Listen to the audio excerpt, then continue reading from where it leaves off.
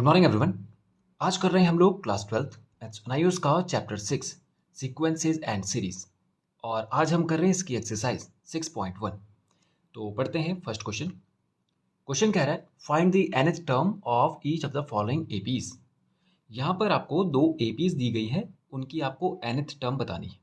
Okay, तो question शुरू करने से पहले जान लेते हैं ये एपी क्या है और nth टर्म किसकी बात कर रहा है ये। ठीक है, तो सबसे पहले देखिए एपी होता है बच्चे अर्थमेटिक प्रोग्रेशन।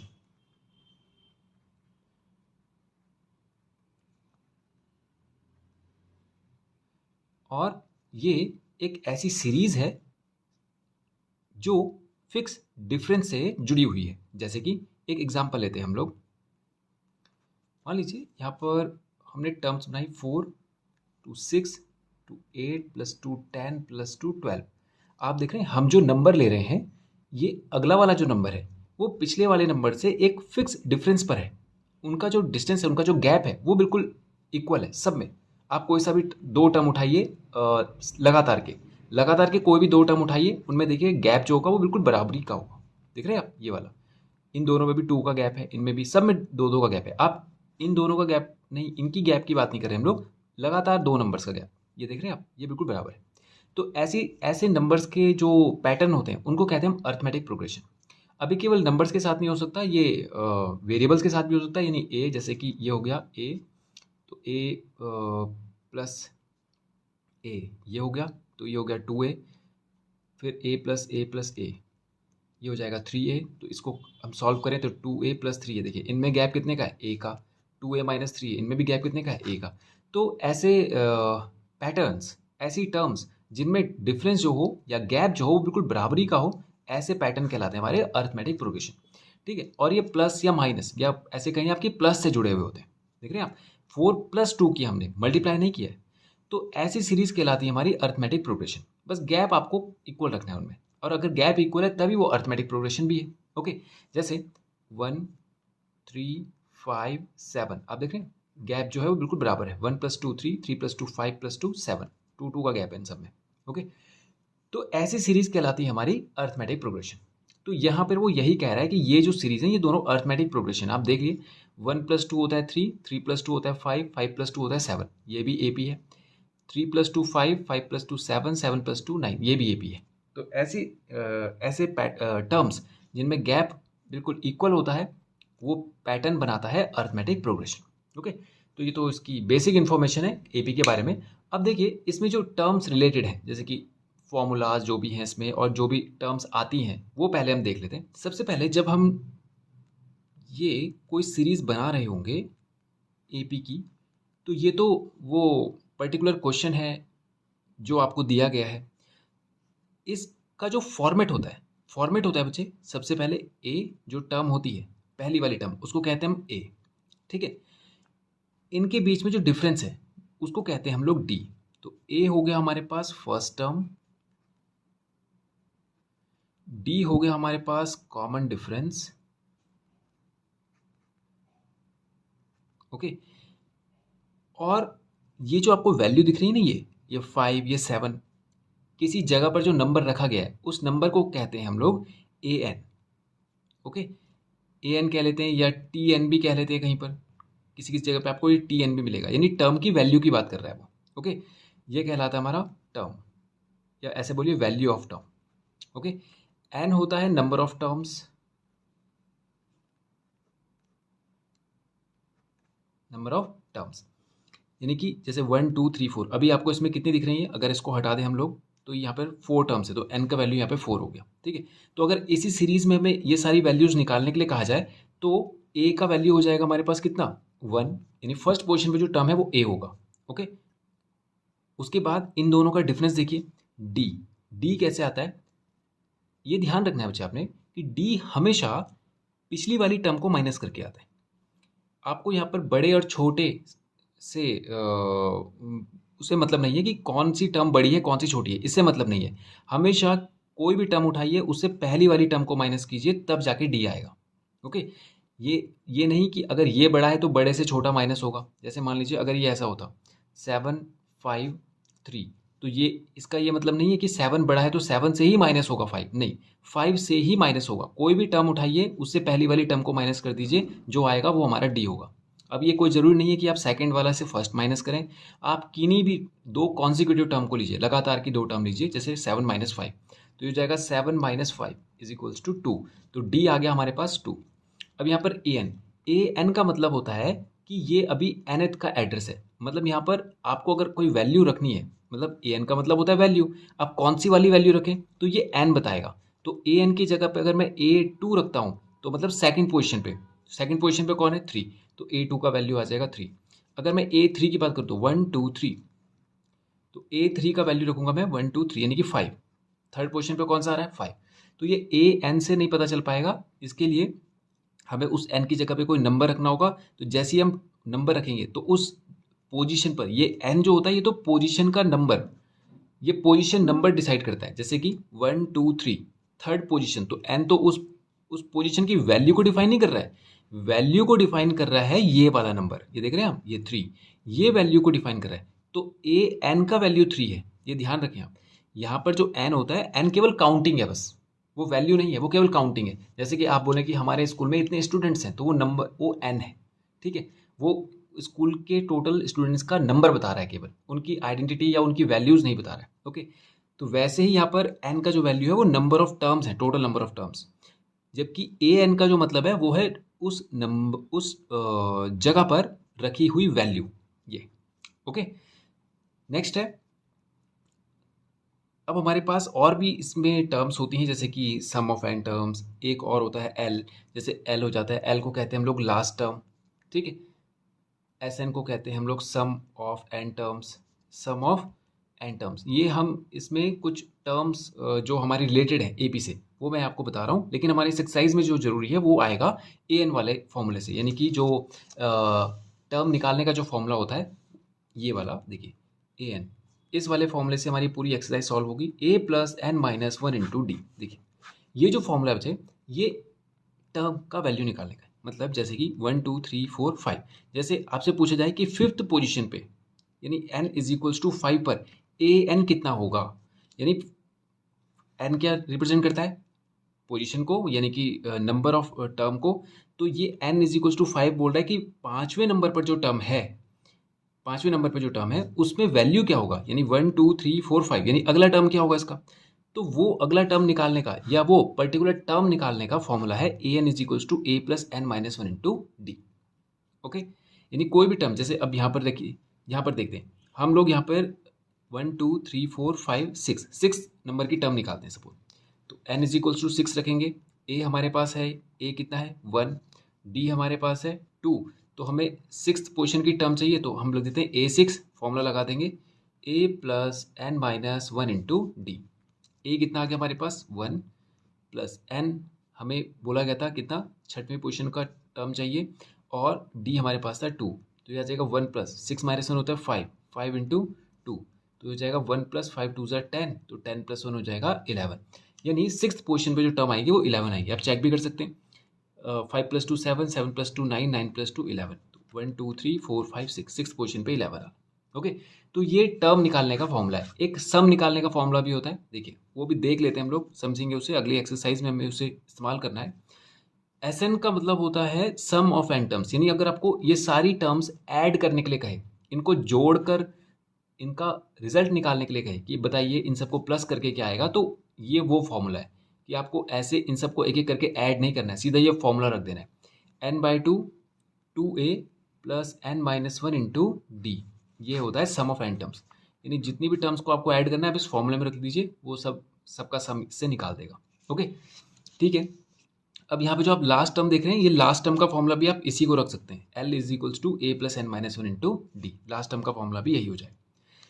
ठीक है, तो अब हम लोग शुरू करते हैं, हमारी जो ज़रूरी जानकारियाँ जो चाहिए थी हमें वो मिल चुकी हैं, अब हम क्वेश्चन कर सकते हैं। देखिए बोल रहा है क्वेश्चन में फाइंड दी nth टर्म, देखिए बोल रहा है find the nth term of each of the following AP. आपको ये जो दो एपी दी है इसमें nth टर्म बताना है। अब देखिए nth टर्म का मतलब है, जैसे हमने यहाँ पर सिक्स्थ पोजीशन का टर्म निकाला था, याद है आपको, ये जो क्वेश्चन अभी हमने किया इसमें हमने 6वीं पोजीशन पे जो टर्म था वो निकाला था। यहाँ पर बोल रहा है, नंबर नहीं दे रहा है आपको कि 5th पोजीशन पे निकालिए या 6th पोजीशन पे निकालिए, ऐसे नहीं बोल रहा है कि 10th पोजीशन पे कौन सा टर्म होगा, बोल रहा है एन वाली पोजीशन पे क्या टर्म होगा। तो आपने क्या करना है, अगर आपको टर्म निकालने के लिए कह रहा है तो फॉर्मूला तो हम ये लगाएंगे, ओके, और जो जो वैल्यूज हमें यहाँ से पता है वो सब हम रख देंगे। तो करते हैं फर्स्ट क्वेश्चन। सबसे पहले ए कितना है हमारे पास 1, ओके, फिर डी हमारे पास कितना आया 3 - 1 = 2, और हमसे पूछा है nth टर्म, तो n का वैल्यू तो n ही है, ओके। अब फॉर्मूला रख लेंगे हम लोग ए एन का, a प्लस, सबसे पहले ए हमारे पास है 1, n की वैल्यू n ही है, और d हमारे पास आ गया कितना 2।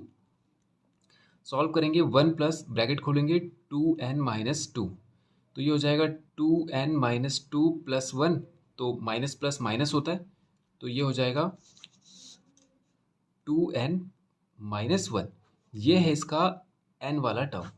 ये अब देख रहे होंगे आप, ये कोई एग्जैक्ट नंबर में नहीं आ रहा है, वेरिएबल्स की फॉर्म में आ रहा है, तो कोई बात नहीं, हमारे पास जितनी वैल्यू थी उतनी हमने रखी, उसके बाद ये हमारा रिजल्ट बना, तो यही हमारा फाइनल रिजल्ट होगा, ओके। हमेशा एक एग्जैक्ट नंबर ही नहीं आएगा, ऐसा भी आ सकता है। अब जैसे दूसरा वाला क्वेश्चन देखते हैं, इसमें भी हमें nth टर्म निकालना है, तो यहाँ पर a का वैल्यू हो गया 3, n का वैल्यू n ही है, और d का वैल्यू हो गया 5 - 3 = 2, तो वैल्यू रखते हैं हम लोग a n = a + n - 1 × d, तो ये हो जाएगा a हो गया 3 + n हमारे पास नहीं था, d हमारे पास था 2, तो ये हो जाएगा 3 + 2n - 2, 2 से ब्रैकेट खुलेगा, तो ये हो जाएगा 2n 3 - 2, ये हो जाएगा 1, तो 2n + 1, ये हो जाएगा इसका an वाला टर्म, ओके। तो ये हो गया क्वेश्चन फर्स्ट हमारा कंप्लीट। अब करते हैं हम लोग क्वेश्चन नंबर 2, पढ़ते हैं सेकंड क्वेश्चन। क्वेश्चन कह रहा है, if tn = 2n + 1 then find the AP। कह रहा है tn जो है वो 2n + 1 है। ये जो tn है बच्चे, अभी हमने किया था कि किसी टर्म के लिए वो रिप्रेजेंटेशन दे रहा है। tn का मतलब टर्म के लिए वैल्यू दे रहा है ये। जैसे हम लोग अभी कर रहे थे ना कि an से रिप्रेजेंट करते हैं हम लोग किसी भी टर्म को, तो यहाँ पर वो tn से कर रहा है कि an की जगह पे क्या लिख दे रहा है, tn लिख दे रहा है, कि बोल रहा है tn जो है किसी AP का वो 2n + 1 है, तो बोल रहा है AP फाइंड करो। अब देखिए क्वेश्चन का मीनिंग कैसा है कि आपको यहाँ पे ना तो कोई AP दी है, बोल रहा है AP फाइंड कीजिए, कोई A नहीं दिया है, D नहीं दिया है, ठीक है। असल में ये जो वैल्यू है बच्चे, ये असल में एक फॉर्मूला है, आप इसको फॉर्मूला समझिए। ये इस AP को निकालने का फॉर्मूला दे दिया है उसने बोला कि ये TN वाली टर्म है, मतलब ये उस AP की हर एक टर्म है, यानी सारी की सारी टर्म यही है, या ये कहें कि जितनी भी टर्म्स आएंगी वो इसी में रख के आएंगी। यानी अगर आपने यहाँ पर 1 रख दिया तो t1 = हो जाएगा 2 × 1 = 2 + 1, तो 2 + 1 = 3, तो पहला जो हमारा टर्म आ गया वो आ गया 3। अब अगर आपने यहाँ पे 2 रख दिया तो ये हो जाएगा 2 × 2 + 1, तो 2 × 2 = 4 + 1 5, यानी दूसरा टर्म आ गया हमारे पास 5। और अगर आपने t3 रख दिया तो ये हो जाएगा 2 × 3 + 1, 2 × 3 = 6 + 1 = 7, यानी तीसरा टर्म आ गया 7। तो वो यही AP निकालने के लिए कह रहा था और इसी के लिए उसने ये फॉर्मूला दिया था। तो AP आ गई हमारी, तो वो हो गई 3 5 7 एंड सो ऑन चलता जाएगा, ओके।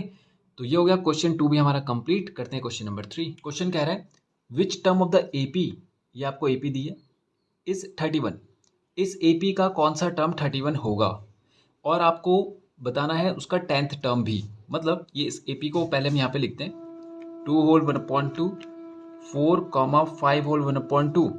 ऐसा चलते चलते अगर हम ऐसे आगे चलते रहे तो कौन सी जगह पर 31 आएगा, कौन सी पोजीशन पर, यानी कौन से नंबर पर, तो आपको n का वैल्यू बताना है। जैसे आप यहाँ पे देख रहे हैं, ये फर्स्ट पोजीशन हो गई, ये सेकंड हो गई, ये थर्ड हो गई, ऐसी कौन सी पोजीशन होगी, तो मतलब n का वैल्यू पूछ रहा है हमसे, और जो 31 दिया है वो हमारे पास an होगा, क्योंकि वैल्यू जो होता है वो तो an ही होता है, ठीक है। तो सबसे पहले हम यहाँ से जो गिवन सीरीज है उसमें से वैल्यू उठा लेते हैं, क्या क्या हमें यहाँ से पता चल रहा है। सबसे पहले तो a आपको दिख गया होगा, ये आ रहा है कितना 2 × 2 = 4 + 1 5/2। डी भी आप निकाल सकते हैं, इसमें से इसको माइनस कर दीजिए, 4 माइनस 5/2 ये हो जाएगा 4 2 8 माइनस 5 कितना हो जाएगा 3/2, डी आ गया। एन हमें बताना है, ए एन हमें दे रखा है, तो फॉर्मूला लगा लेते हैं ए एन का, A plus N minus 1 into D. A N है हमारे पास 31, ए हमारे पास है 5/2 प्लस एन हमें नहीं पता, और डी हमारे पास है 3/2। इसको इधर लेके आ जाते हैं, तो ये हो जाएगा 31 minus 5/2 is equals to N minus 1 into 3/2। Okay, solve करते हैं इसको। 31 टू जा हो जाता है 62 minus 5 whole upon 2 is equals to N minus 1 into 3/2। 2 से 2 कैंसिल, तो ये हो जाएगा 62 माइनस 5 कितना हो जाता है 57।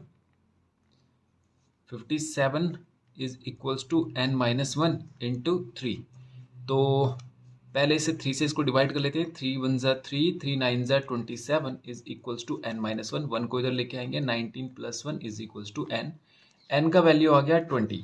इसका मतलब वो 1 2 3 4 5 6 7 8 9 10 11 12 18 19 एंड 20, यानी यहाँ पे 20 वाली पोजीशन पे 31 लिखा होगा, तो एन का वैल्यू हमारा 20 का मतलब ये है। ओके, तो एक तो आ गया हमारा आंसर। अब वो उसने क्वेश्चन में पूछा था कि आपको 10th टर्म भी बतानी है। 10th टर्म मतलब यानी 10th पोजीशन पे वैल्यू क्या होगा, तो ए 10 बताना है आपको। तो फॉर्मूला बनेगा ए एन का होता है A plus N minus 1 into D. A N हमें बताना है, ए हमें पता है 5/2 है, प्लस एन हमें पता है, उसने इस बार बोला है कि 10th पोजीशन पे बताना है। डी हमें पता है 3/2। सॉल्व करते हैं इसको, 5/2 प्लस 10 माइनस 1 कितना हो जाएगा 9 इंटू 3/2। तो एलसीएम लेंगे तो 2 ही आएगा, तो यहाँ पर 5 बचेगा और यहाँ पर 9 3 27, तो 32/2 इज इक्वल्स टू 16, यानी ए 10 यानी 10th पोजीशन पे जो टर्म था उसका वैल्यू था 16। ओके, तो ये हो गया क्वेश्चन नंबर 3 हमारा कंप्लीट। अब करते हैं हम लोग क्वेश्चन नंबर 4। पढ़ते हैं फोर्थ क्वेश्चन। क्वेश्चन कह रहा है is -292 a term of the AP 741 -2। वो बोल रहा है कि क्या ये जो वैल्यू हमने आपको दिया है माइनस का 292, क्या ये इस एपी में कहीं पर आएगा, क्या ये इस एपी का कोई टर्म होगा। जैसे कि एक एग्जांपल लेते हैं हम लोग, जैसे मान लीजिए हम एक एपी बनाते हैं 1 3 5 7 9। अब देखिए आपको मैं यहाँ पर ये एक नंबर दे दूँ जैसे कि 12, तो आपको लगता है कि इसको अगर हम आगे बढ़ाएं तो कहीं पर 12 आएगा। आप चेक कीजिए, 1 + 2 3 + 2 5 + 2 7 + 2 9 + 2 11 11 + 2 13 नहीं आ रहा। देखिए नहीं आ रहा है ना, क्योंकि 11 के बाद 13 पे जंप कर गया, नहीं 12 तो आया नहीं, अब तो 12 आगे आएगा भी नहीं कहीं। तो हमने यहाँ पे से देखा कि ये इसका टर्म नहीं है। ऐसे ही वो यहाँ पर पूछ रहा है कि आपको जो वैल्यू दिया है -292, क्या वो इस एपी का कोई टर्म होगा। मतलब कि जैसे 7 आ गया, 4 आ गया, 1 आ गया, -2 आएगा, तो ऐसे आगे चलते चलते कहीं पर ये -292 भी आएगा, ऐसा वो पूछ रहा है आपसे।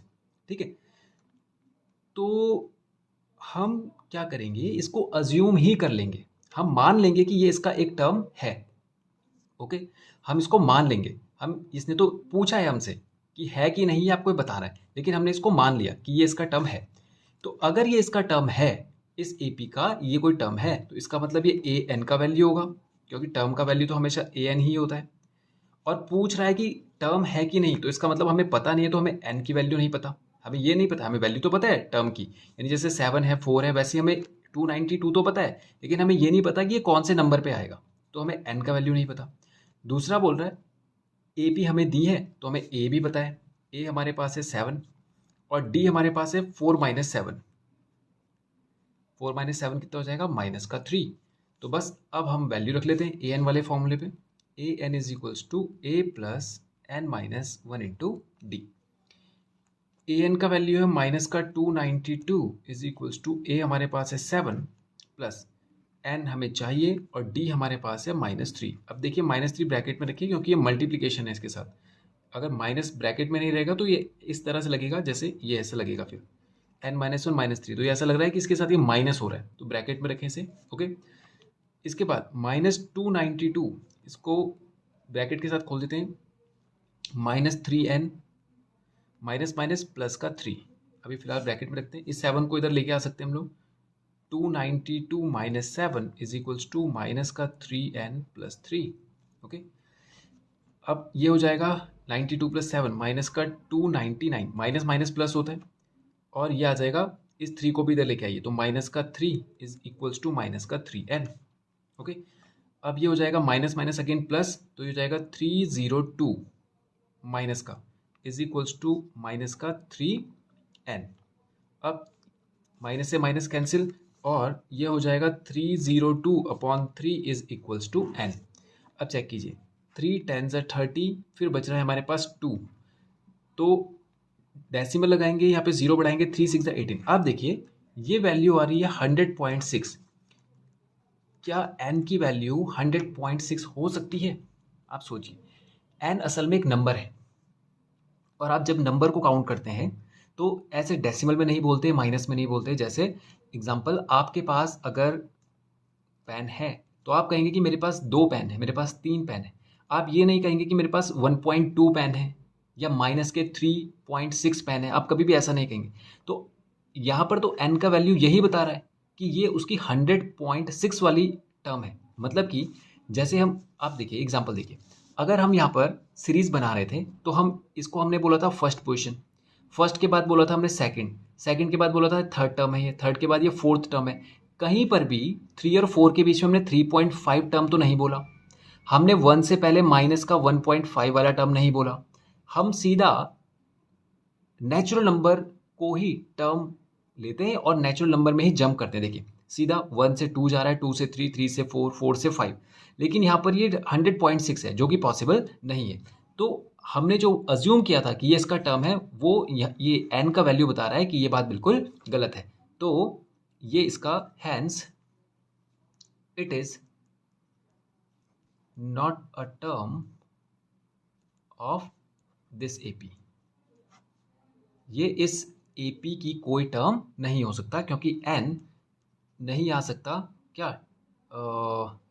100.6 नहीं हो सकता। या तो 100 हो सकता है या तो 101 हो सकता है। ये 100 और 101 के बीच में 100.6 है, जो कि कोई टर्म नहीं बनता है। ओके, तो ये हो गया इसका क्वेश्चन नंबर 4 भी कंप्लीट। अब करते हैं क्वेश्चन नंबर 5, पढ़ते हैं 5th क्वेश्चन। क्वेश्चन कह रहा है the mth term of an AP is n। पहले हम इसको यहाँ पर नोट में आपको इसको समझाऊंगा कि क्या कह रहा है। mth term of an AP is n। Okay, फिर बोलता है nth टर्म इज m,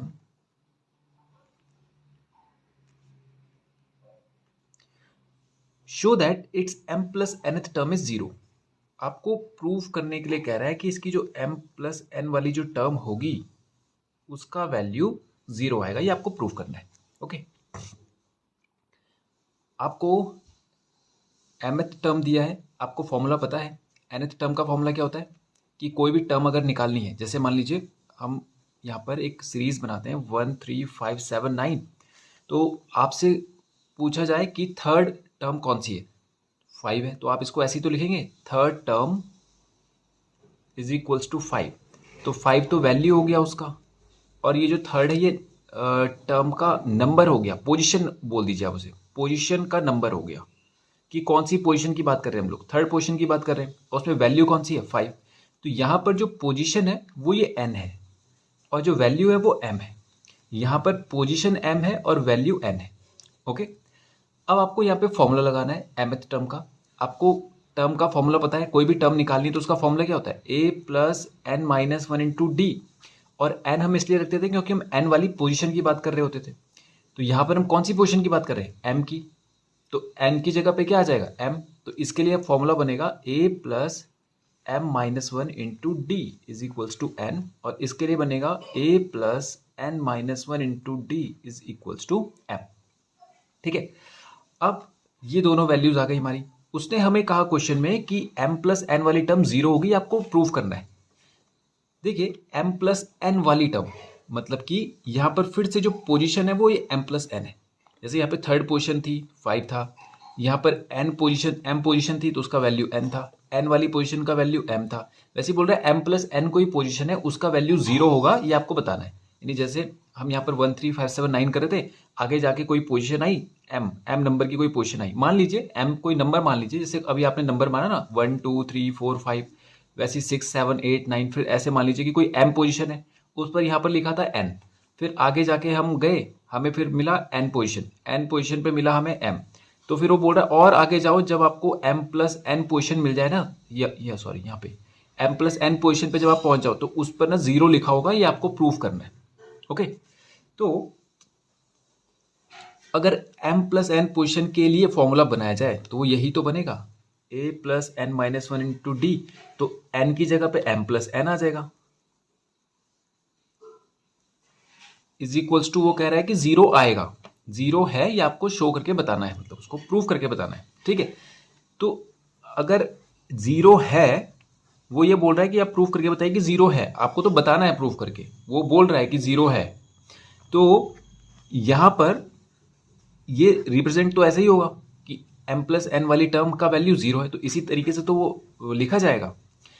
तो हम क्या करेंगे, इन दोनों इक्वेशन को इस तरह से सॉल्व करेंगे कि ये हमारा रिप्रेजेंटेशन कुछ इस तरह से आ जाए, तो हमारा क्वेश्चन सॉल्व हो जाएगा। मतलब हम इसको सॉल्व करेंगे और ये बना देंगे, ठीक है, और राइट हैंड साइड में 0 बना देंगे, तो हमारा क्वेश्चन सॉल्व हो जाएगा। ओके, और करने के तरीके भी है इसको, लेकिन पहले इस तरीके से करते हैं। देखिए, अब हमें इन दोनों को सॉल्व करना है, हम इसका रेशियो ले लेते हैं, जैसे A plus M minus one into D upon A plus N minus one into D is equals to आ जाएगा एन अपॉन एम। हमने इन दोनों का रेशियो ले लिया, इसको इधर ले जाइए, इसको इधर ले जाइए, तो ये हो जाएगा A plus M minus one into D, और इस पूरे के साथ m का मल्टीप्लाई हो जाएगा और n के साथ चला जाएगा a plus N minus one into D.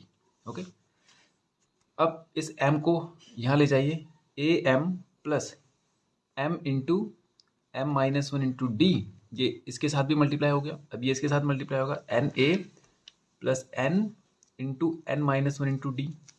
अब इन सबको उठा के इधर लेके आइए, A M A N, A common, चलिए पहले इसको एक साथ लिख लेते हैं।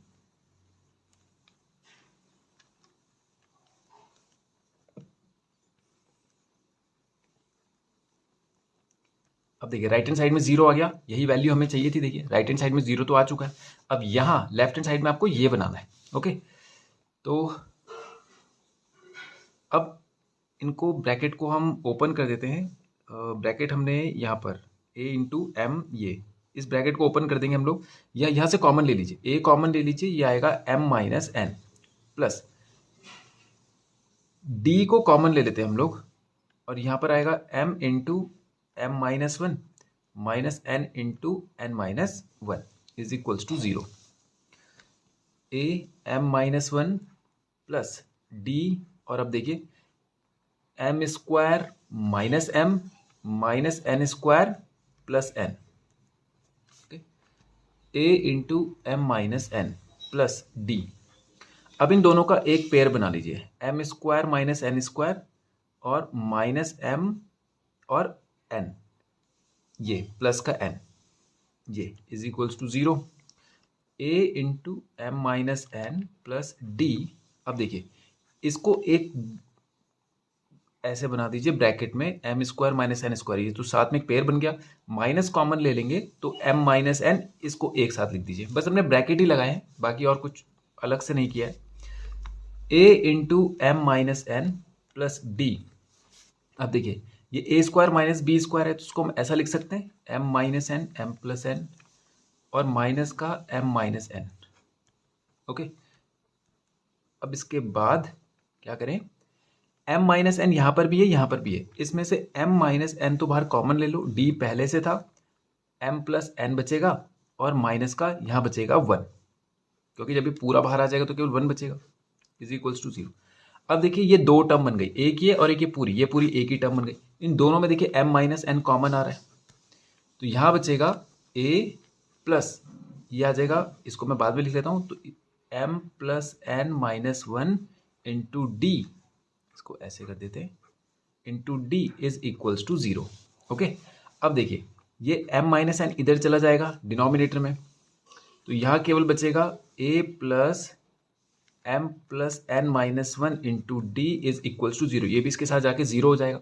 अब जरा मैच कीजिए, ये यही आ रहा है, देखिए a plus m plus n minus one into D, A plus M plus N minus into D is equals to 0, यही हमें प्रूव करना था। ठीक है, अब ये जो इसका जो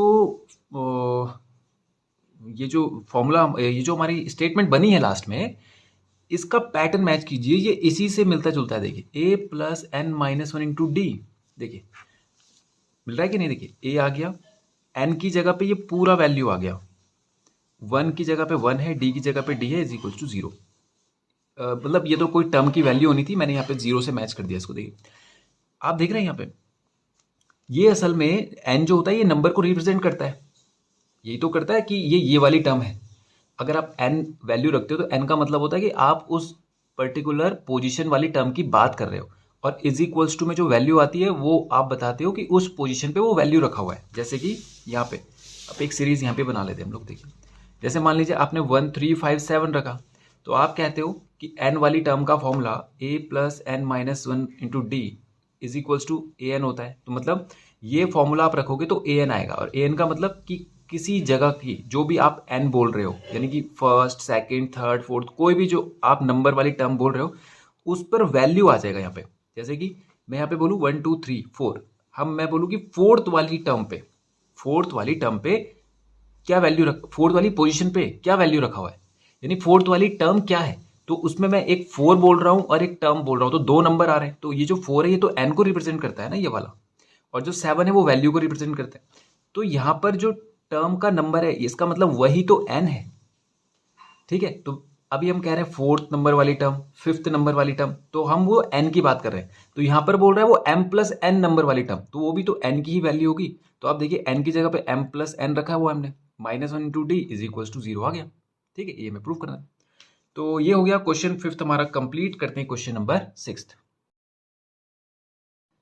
पढ़ते हैं सिक्स्थ क्वेश्चन। क्वेश्चन कह रहा है 3 numbers are in AP, 3 number है किसी एपी में, वो बोला था difference between the first and the last is 8। जो पहली और आखिरी टर्म का जो डिफरेंस है वो 8 है। मतलब कि वो जो 3 नंबर की वो बात कर रहा है उनमें पहली और आखिरी की बात कर रहा है कि उनका डिफरेंस 8 है, and the product of these two is 20, और उन दोनों का जो मल्टीप्लाई करेंगे तब 20 आता है। बोल रहा है नंबर फाइंड कीजिए। जैसे कोई एपी है, मान लीजिए 1 3 5, ऐसी कोई एपी है, उसमें बोल रहा है कि पहली और दूसरी का जो पहली और आखिरी का जो डिफरेंस है, जैसे मान लो 5 माइनस 1 करते हैं हम लोग, तो कितना आ रहा है 4 आ रहा है। तो यहाँ पर बोल रहा है पहली और आखिरी का आप डिफरेंस करोगे तो 8 आएगा। फिर बोलता है पहली और आखिरी को मल्टीप्लाई करोगे, तो जैसे यहाँ पे 5 आ रहा है तो बोल रहा है इस वाली सीरीज के लिए वो 20 आता है। समझे आप? तो मतलब पहली आखिरी को मल्टीप्लाई करो तो 20, पहली आखिरी को डिफरेंस सब्ट्रैक्ट करो तो 8 आता है। बोल रहा है वो पूरी एपी बताइए, मतलब वो 3 टर्म्स वाली एपी बताइए। अब देखिए इसके लिए पहले हमें अज्यूम करना पड़ेगा कि एपी में हम क्या रखें वो 3 टर्म्स। जैसे हम एक्स वाई जेड कुछ मानते हैं तो यहाँ पर रखने का एक पैटर्न होता है बच्चे। देखिए जब हम कोई एपी बनाते हैं तो उसका जो फॉर्मूला पैटर्न होता है वो ऐसा होता है, मतलब कि वो पोजीशन की जो वैल्यू होती है ना, वो आप उसको फॉर्मुलाइज करना चाहें तो वो ऐसा होता है। देखिए ए plus D, A plus 2d, A plus 3d, ऐसा करके चलता है वो। यानी पहली टर्म हो जाती है ए, दूसरी टर्म हो जाती है ए प्लस डी, और तीसरी टर्म हो जाती है ए प्लस 2d। ओके, अब जरा आप इससे पहले वाले पे अगर हम चलें, मान लीजिए ये तो हमने पहला ही ए मान लिया, ऐसा कोई जरूरी तो है नहीं कि आप पहला ए ही मानो। आप इसको क्या करते हो कि इनके जो ऑर्डर है ना वो मैच करने चाहिए, कि वो एपी ही बनाने चाहिए। समझे आप? कि इनके जो आप ये टर्म्स रख रहे हो फर्स्ट सेकंड थर्ड पे, वो एपी ही बनाने चाहिए। जैसे मान लीजिए 1 3 5 7 9, ये हमारी सीरीज है, हमने इसको ए मान लिया, तो इन दोनों का डिफरेंस तो आपको पता है डी कहलाता है। डी आ रहा है यहाँ पे 2, तो अगर आप ए में पहली टर्म में डिफरेंस को ऐड कर दोगे तो दूसरी आ जाती है। आप देखो ए प्लस डी करेंगे तो मतलब 1 प्लस 2 करेंगे तो 3 आ जाएगा। तो मतलब आपने ए प्लस डी ही तो किया, फिर आपने क्या किया, इस वाले में फिर से डी ऐड कर दिया।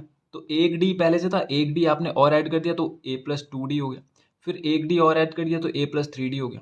ठीक है, तो आपने यहाँ पे से ए माना इसको, इसलिए आप ये पूरी सीरीज में इस तरह से चल रहे थे। अब मान लीजिए कि आपने पहली टर्म को ए ना मानकर दूसरी या तीसरी टर्म को ए माना होता, मान लीजिए ए होता, तो आप इसको क्या बोलते हैं, ए प्लस डी, क्योंकि डी तो सब में एक जैसे रहना है कि ए यहाँ पर 5 था, डी था, कॉमन डिफरेंस 2 का, तो आपने 5 में 2 ऐड किया तो 7 आ गया, तो ए प्लस डी एक ही बार ऐड किया। फिर आपने ए प्लस 2 डी किया, और अगर हम इससे पीछे चलें तो ए अगर हमारे पास 5 था तो आपने डी को देखिए माइनस किया होगा, तभी तो ये वाला आया होगा। देखिए ए था 5, 5 में से डी को माइनस कीजिए, 5 माइनस 2 तो कितना आ रहा है 3। फिर इसमें से एक डी और माइनस कीजिए, एक डी माइनस हो गया, यहाँ पे इस जगह पे फॉर्मूला जो है वो ए माइनस डी का है, मतलब कि ए वाले में से डी डिफरेंस जो है वो कम कर दीजिए, क्योंकि अब सीरीज आप देख रहे हैं रिवर्स में जा रही है, मतलब कि इसको बोलेंगे डिसेंडिंग ऑर्डर में जा रही है, नहीं माइनस की तरफ जा रही है। 5 माइनस 2 किया तो 3 आया, 3 माइनस 2 करोगे तो 1 आएगा, तो इसका मतलब यहाँ पे ए माइनस 2 डी। तो सीरीज तो ऐसे भी बन सकती थी, ए minus D, A minus 2 D, A minus D, A plus D, ऐसे भी बन सकती थी। लेकिन हम उसको एक जनरल टर्म में ऐसे लेते हैं कि सबसे पहला वाला ए हो गया, फिर ए प्लस डी हो गया, ए प्लस 2 डी हो गया। लेकिन अपने सॉल्यूशन के लिए, ताकि हमारा सॉल्यूशन में हमें थोड़ा सा हेल्प हो जाए, उसके लिए हम ना इनको इस तरह से थोड़ा सा क्या कर देते हैं, ट्रांसफॉर्म कर देते हैं, यानी कि थोड़ा सा इसको लॉजिकल वे में अपनी सहूलियत के लिए ऐसे बदल देते हैं। ओके, तो यहाँ पर उसने बोला था कि 3 टर्म लीजिए, तो अगर आप इस प्रॉपर पैटर्न पे चलेंगे तो आप पहली टर्म ले लेंगे ए, फिर ए प्लस डी और ए प्लस 2 डी, 3 टर्म यही बनेगी, लगातार की 3 टर्म, या लगातार की नहीं भी हो तो, लेकिन उनमें जो डिफरेंस होगा वो ऐसा होगा कि वो ए पी ही बन रही होंगी।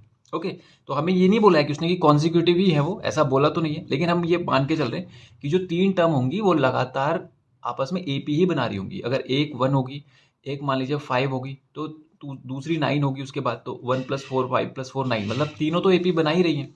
ठीक है, तो अब हमें वो 3 टर्म लेनी है।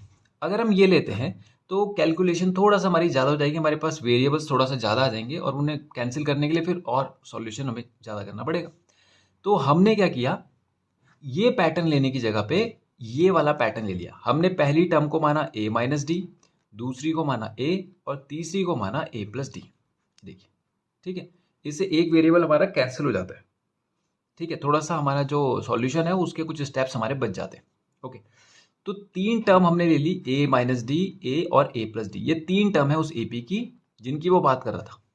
ठीक है, हमने माने लेट द ए पी, ये आ गया। अब कंडीशन पे चलते हैं। उसने बोला पहली और आखिरी को डिफरेंस कीजिए, पहली और आखिरी का डिफरेंस कीजिए। ठीक है, तो ए प्लस डी यानी कि दोनों का डिफरेंस, फर्स्ट एंड लास्ट का जो डिफरेंस है वो 8 है। तो सबसे पहले फर्स्ट और लास्ट का डिफरेंस यानी कि ए minus D minus A minus D, ये पहली टर्म थी, इसको डिफरेंस मतलब कि इसको हमने माइनस कर दिया, उसने बोला वो 8 आता है, तो A minus D minus A minus D is equals to 8। अब देखिए ए से ए कैंसिल हो गया, यहाँ पे आ रहा है -2d is equals to 8, d is equals to 8 upon -2, 2 4 ज़ा 8, d का वैल्यू आ गया कितना, -4। ओके, फिर नेक्स्ट कहा उसने क्वेश्चन में कि दोनों को मल्टीप्लाई कीजिए तो 20 आता है, तो दोनों को मल्टीप्लाई कीजिए, a minus D multiply by a plus D is equals to 20। Solve करेंगे तो a minus B A plus B, तो ये a square minus D square का फॉर्मूला हो जाएगा, ये 20 आ रहा है। d की वैल्यू आपको पता है, -4 का square is equals to 20, a square minus 16, minus का प्लस हो जाएगा is equals to 20, A square is equals to 20 और प्लस का 16, माइनस जाके उधर प्लस हो जाएगा, तो ए स्क्वायर का वैल्यू आ रहा है 36। अब जब आप इसका रूट निकालेंगे तो ए स्क्वायर 36 आ गया, ए इज इक्वल्स टू रूट 36 आ जाएगा, और ए का वैल्यू आ जाएगा +-6। ये ध्यान देंगे आप कि दोनों ही आएगा, दोनों ही हो सकता है, +6 का स्क्वायर करेंगे तो भी 36 आता है, -6 का करेंगे तो भी 36 आता है। अब ए की वैल्यू +6 और -6 दोनों हमें इन तीनों पे रखनी पड़ेगी, मतलब हमने जो सीरीज ली थी वो ए माइनस डी, ए और ए प्लस डी थी। तो हम सबसे पहले रखेंगे let A is equals to +6, तो क्या बनेगा, ए 6 -4, तो माइनस माइनस प्लस हो जाएगा, तो ये बनेगा 6 + 4 इज इक्वल्स टू 10।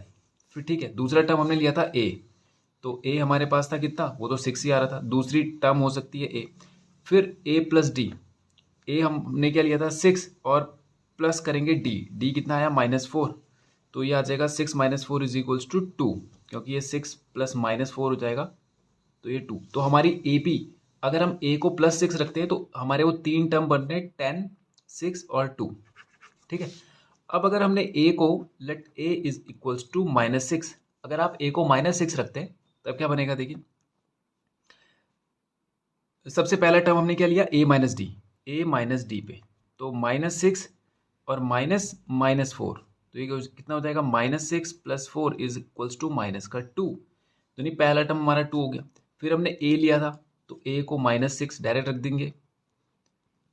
फिर हमने लिया था A + D, तो A हमारे पास था -6 और प्लस करेंगे D को, तो D था -4, तो ये हो जाएगा -6 - 4 इज इक्वल्स टू -10। तो दूसरी AP हमारे पास बन रही है -2, -6 एंड -10। ओके, तो ये दोनों ही नंबर पॉसिबल है इन कंडीशन के हिसाब से, मतलब कि वो जो कह रहा था कि 3 टर्म्स हैं AP में, उसकी भी हमारे पास दो रिजल्ट आ रहे हैं उसके, कि वो ये भी हो सकता है और ये भी हो सकता है। ओके, तो ये हो गया क्वेश्चन 6 भी हमारा कंप्लीट। करते हैं क्वेश्चन नंबर 7। पढ़ते हैं 7th क्वेश्चन। क्वेश्चन कह रहा है the nth term of a sequence is Na + B। वो बोल रहा है nth टर्म जो है वो Na + B है। फिर बोलता है prove that the sequence is an AP with common difference A। आपको प्रूव करना है कि ये जो आपको टर्म दिया है ना, इससे जो AP बनेगी उसका कॉमन डिफरेंस क्या होगा, A होगा। ओके, ये क्वेश्चन बिल्कुल वैसे ही जैसे हमने सेकंड क्वेश्चन किया था, आपको याद होगा ये वाला। सेकंड क्वेश्चन किया था कि यहाँ पे टर्म का वैल्यू दे दिया था कि आप यहाँ पर कोई भी नंबर रखेंगे तो वही वाली टर्म आ जाएगी। ओके, तो वैसे ही Na + B का मतलब कि ये nth टर्म का फॉर्मूला दे दिया उसने कि आप यहाँ पर कोई सा भी वैल्यू रखिए n की जगह पे, वही वाली टर्म आ जाएगा। तो हम करेंगे लेट, सबसे पहली टर्म होती है n इज इक्वल्स टू 1, तो ये हो जाएगा 1 × A + B, यानी कि पहली टर्म हमारे पास आ गई A + B, यानी जो अभी आगे करेंगे इसको सॉल्व। नेक्स्ट है let n is equals to 2, तो 2 × A + B is equals to आ जाएगा 2A + B। फिर let n is equals to 3, तो 3A + B, तो ये आ जाएगा 3A + B। अब इतनी काफ़ी हैं 3 टर्म्स, तो हमारे पास जो AP बनी वो बनी A + B, फिर 2A + B और फिर बनी 3A + B, आगे भी चलती जाएगी। ओके, अब उसने कहा था कि पहले तो क्वेश्चन कह रहा था कि prove that the sequence is an AP with common difference A। वो बोल रहा है आपको प्रूव करना है कि ये जो एक सीक्वेंस है ये AP है और ये इसका कॉमन डिफरेंस A है। तो हमें क्या करना है, कॉमन डिफरेंस A के लिए हमें डिफरेंस निकाल के देख लेना चाहिए। तो हम सेकंड से फर्स्ट को माइनस करते हैं, तो D इज इक्वल्स टू होगा 2A + B - A + B, यानी सेकंड से फर्स्ट वाली टर्म को माइनस कर दिए। 2A + B - A - B, तो 2A - A कितना हो जाएगा A, और B से B कैंसिल हो जाएगा, तो देखिए A आ रहा है, तो कॉमन डिफरेंस A आ रहा है। तो अभी हमने केवल दूसरी और पहली को चेक किया है, थर्ड एंड सेकंड को चेक करते हैं। D तो वही रहना है, 3A + B - 2A + B, तो ये आएगा 3A + B - 2A - B, तो 3A - 2A होता है A और B से B कैंसिल, फिर से वही आया देखिए। तो ये हमने प्रूव कर दिया कि सो दैट रिजल्टेंट सीक्वेंस, या रिजल्टेंट भी बोल सकते हैं, रिजल्टेंट या sequence is an AP with common difference A। Common difference क्या आ रहा है सबका A। ओके, तो ये हमने प्रूव कर दिया। तो ये हो गया, इसके साथ ही ये 7th क्वेश्चन भी फिनिश हो गया और एक्सरसाइज भी फिनिश हो गई। तो आज के वीडियो में इतना ही करते हैं और नेक्स्ट वीडियो में करेंगे इसके आगे के क्वेश्चंस। Thank you.